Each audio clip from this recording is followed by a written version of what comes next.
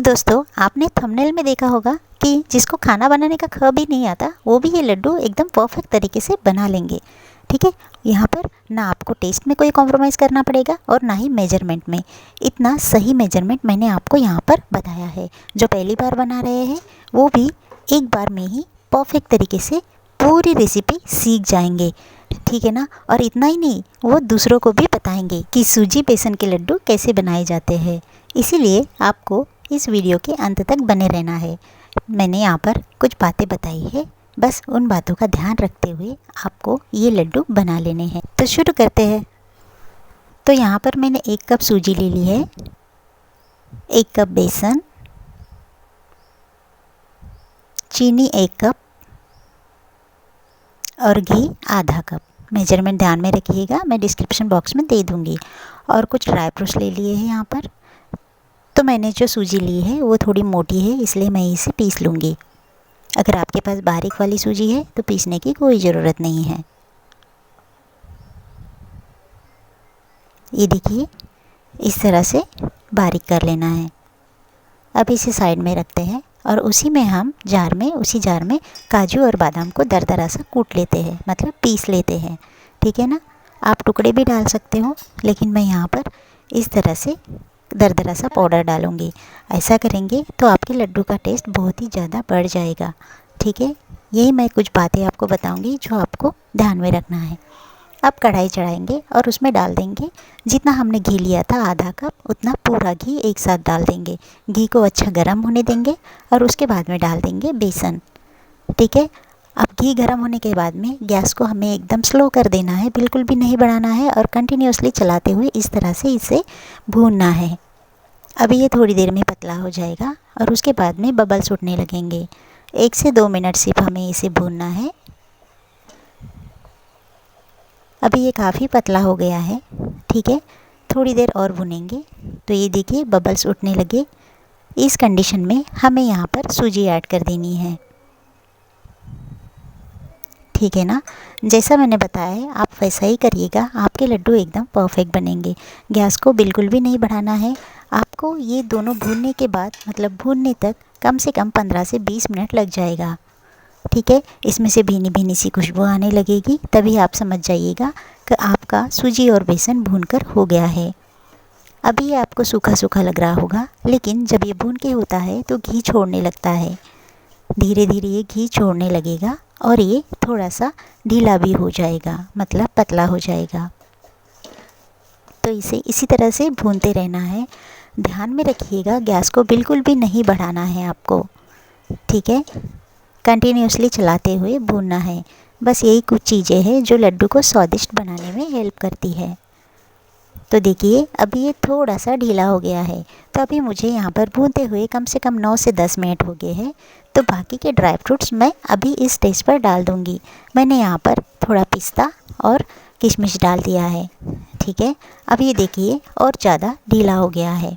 अगर ये पिस्ता और किशमिश हम इस स्टेज पे डालते हैं तो ये भी बहुत अच्छी तरीके से भूनकर हो जाते हैं। तो इस तरह से हमें बेसन को भूनना है। यहाँ पर पेशेंस की बहुत ज़रूरत होती है। अगर आप जल्दी जल्दी में गैस बढ़ा करके इस बेसन और सूजी को भूनेंगे तो आपके लड्डू का टेस्ट बिगड़ जाएगा और वो स्वाद नहीं आएगा जो लड्डू का होना चाहिए। ठीक है, देखिए ये और भी पतला हो गया है और घी छोड़ने लगा है, आपको दिख रहा होगा, है ना। अब थोड़ी देर हम इसे इसी तरह से भूनेंगे। कम से कम आपको इसे 15 से 20 मिनट लगेगा भूनने के लिए। अब ये देखिए ये इसने घी मतलब पूरी तरह से छोड़ दिया है। तो अभी हमको यहाँ पर गैस को ऑफ़ कर देना है। तो मैंने गैस को बंद कर दिया। अभी ये कढ़ाई थोड़ी सी भारी है, इसलिए मैं इसे स्पैचुला से एक थाली में निकाल लूँगी। तो ये देखिए मैंने निकाल लिया है। अब इसे हम साइड में रखेंगे। अब बनाएंगे चाशनी। तो चाशनी के लिए मैंने एक छोटा सा बर्तन ले लिया है। अब इसमें डाल दी है मैंने 1 कप चीनी और आधे कप पानी। ध्यान में रखिएगा 1 कप चीनी के लिए सिर्फ आधा कप ही हमको पानी डालना है और चीनी को यहाँ पर पिघलने देना है। ठीक है, चाशनी बनाना बहुत ज़्यादा कठिन नहीं है, मैं जैसे बताती हूँ आपको वैसे ही करना है। अभी इसे चलाते हुए हमको चीनी को पूरी तरह से घुलने देना है।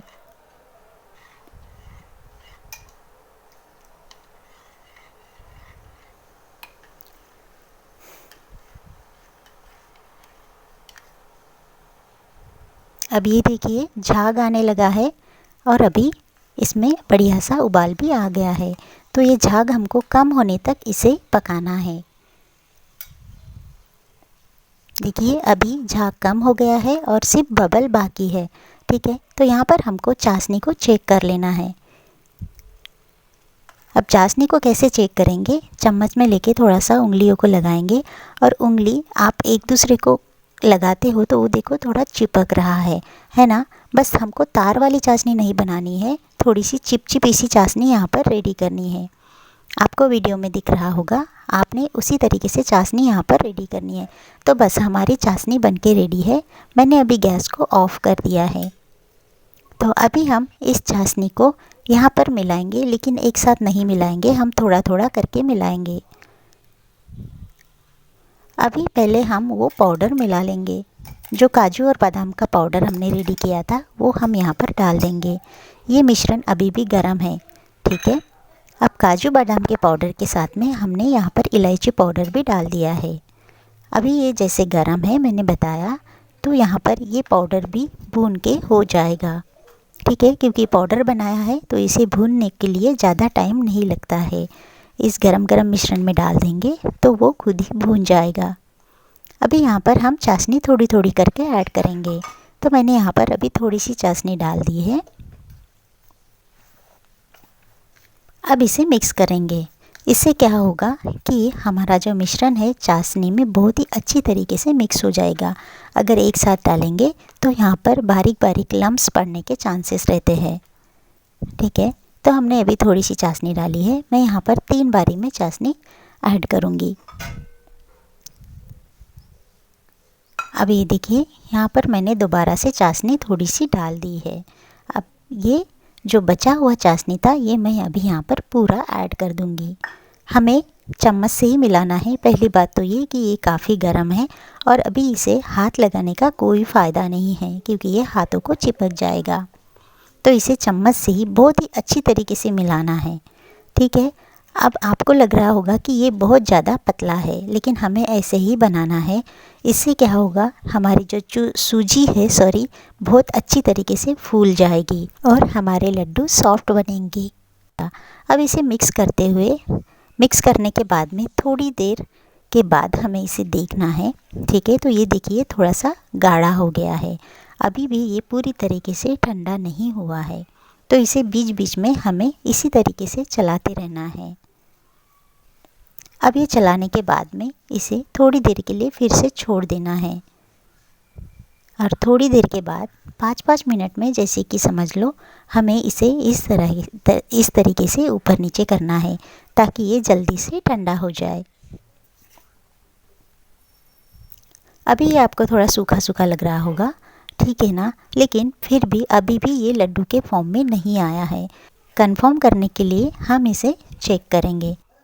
इसके लिए हम लड्डू का थोड़ा सा पोर्शन उठाएंगे। ये देखिए ये इजीली दब रहा है ना, मतलब हमें 2 मिनट और वेट करना है।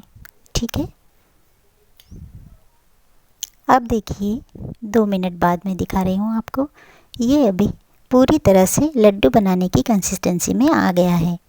तो हमें इसके अभी लड्डू बना लेने हैं। अब एक शेप के लड्डू बनाने के लिए क्या करना है वो भी मैं आपको बताती हूँ। अब ये देखिए, अब इस तरह से मुट्ठी में जितना भी लड्डू का मिश्रण आए उतना उठाना है और इस तरह से दबा दबा कर हमें लड्डू बना लेने हैं और उसके बाद में गोल गोल हाथों में घुमाना है। आपको हाथों को घी लगाने की कोई ज़रूरत नहीं है। ठीक है, तो देखिए ना, इसी तरह से हमको जितना मुट्ठी में आता है हमें उतना यहाँ पर पोर्शन उठा लेना है। इससे क्या होगा, आपके लड्डू एक जैसे बनेंगे और आपको मेजर करने के लिए कोई चम्मच की या फिर कटोरी की ज़रूरत नहीं पड़ेगी। और ये लड्डू जो है ना ज़्यादा बड़े हैं और ना ही ज़्यादा छोटे हैं। ठीक है, तो इस तरह से आप अगर लड्डू बनाएंगे तो आपके लड्डू बहुत ही टेस्टी बनेंगे। और मैंने जो मेजरमेंट आपको बताया है, आप उसे अगर एक बार देख लेंगे, एक बार बना लेंगे तो बिल्कुल भी नहीं भूलेंगे। ठीक है ना। अब यहाँ पर मैं आपको बता दूँ कि आपको अगर मेरी रेसिपी पसंद आती है तो प्लीज़ लाइक शेयर कमेंट करना ना भूलिए और इस रेसिपी को आप ज़रूर ट्राई करिएगा। ठीक है, आप कभी नहीं भूलेंगे। अगर ये रेसिपी एक बार आपने देख ली तो आप बिल्कुल भी नहीं भूलेंगे। ये देखिए, मैं आपको एक तोड़ के दिखाती हूँ। ये बहुत ही आसानी से टूटते हैं और मुंह में डालते ही घुल जाने वाले लड्डू यहाँ पर रेडी है। तो अगर आपको कम घी के लड्डू बनाने हैं तो वो भी बनते हैं, लेकिन क्या होता है ना, हमें टेस्ट में कोई कॉम्प्रोमाइज़ नहीं चाहिए। हमको लड्डू टेस्टी भी बनाने हैं। आप यहाँ पर आधे कप की जगह पौन कप घी डाल सकते हो, लेकिन आधे कप से कम मत डालिएगा, ठीक है ना। Thank you for watching.